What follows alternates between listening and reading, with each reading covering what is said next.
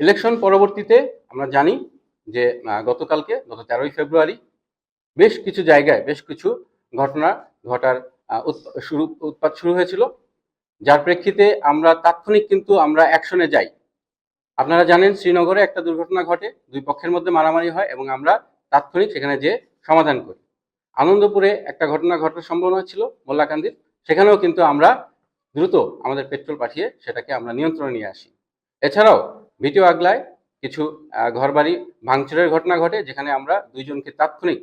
আমরা গ্রেপ্তার করে পুলিশের কাছে সোপর্দ করি। ইদানিং আরেকটি ঘটনা যেটা আমাদেরকে আসলে খুবই ব্যথিত করেছে, যেটা হচ্ছে আপনার চর আবদুল্লাপুর সদরের মধ্যে পড়েছে। এই চর আবদুল্লাপুরে একটি দুর্ঘটনা ঘটে, যেখানে আমরা দেখি ডাক্তার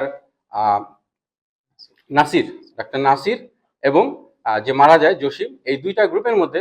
মূলত পূর্ব থেকেই একটি সম্পর্কের অবনতি ছিল, তাদের পূর্ব শত্রুতা ছিল, যেটা আপনারা হয়তো আরেকটু পর্যালোচনা করে দেখতে পাবেন যে ডাক্তার নাসিরের মেয়ের সাথে কিন্তু জসিমের ছোট ভাইয়ের বিয়ে হয়েছিল এবং পরবর্তীতে তাদের মধ্যে মেয়ে পালিয়ে বিদেশে চলে যায়, যার প্রেক্ষিতে তাদের মধ্যে পূর্ব থেকে একটি বিরোধ ছিল, যেটাকে তারা উপলক্ষ করে এই ইলেকশন পরবর্তী সময়ে আবার তারা এটাকে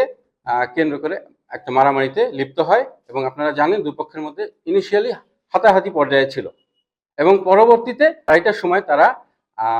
অতর্কিত হামলা করে, অর্থাৎ ডাক্তার নাসিরের লোকজন জসিমকে অতর্কিত তারা হামলা করে এবং জসিম ওই সময় আহত হয় এবং সে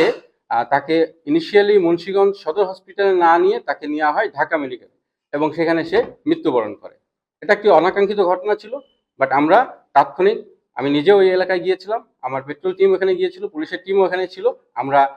চেষ্টা করি এলাকাকে শান্ত করার এবং এলাকা শান্ত থাকে, বাট আমরা এটার সাথে সম্পৃক্ত যারা তাদেরকে ইনিশিয়ালি আমরা ধরতে পারিনি, বাট আমাদের সেটা চলমান রয়েছে, তাদের কেউ পার পাবে না, সে যে দলের বা যে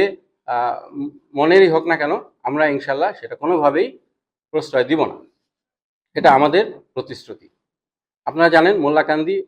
এলাকাটাও সদরের অত্যন্ত নাজুক এলাকা, আমরা এই এলাকায় ছাড়িনি, এলাকায় আমাদের ডিপ্লয়মেন্ট আছে এবং সমস্ত উপজেলায় আমাদের ডিপ্লয়মেন্ট অব্যাহত আছে। ইনশাল্লাহ আমরা বাকি সময়টা যতদিন থাকবো মুন্সিগঞ্জ জেলাকে শৃঙ্খলার মধ্যে রাখতে সক্ষম হব। আপনি পাইলাম সেটা হচ্ছে তাদের মধ্যে এই পারিবারিক দ্বন্দ্বটাই ছিল, এইটা জাস্ট ইলেকশন পরে তারা এটাকে কথা কাটাকাটির মাধ্যমে তারা এটাকে একটা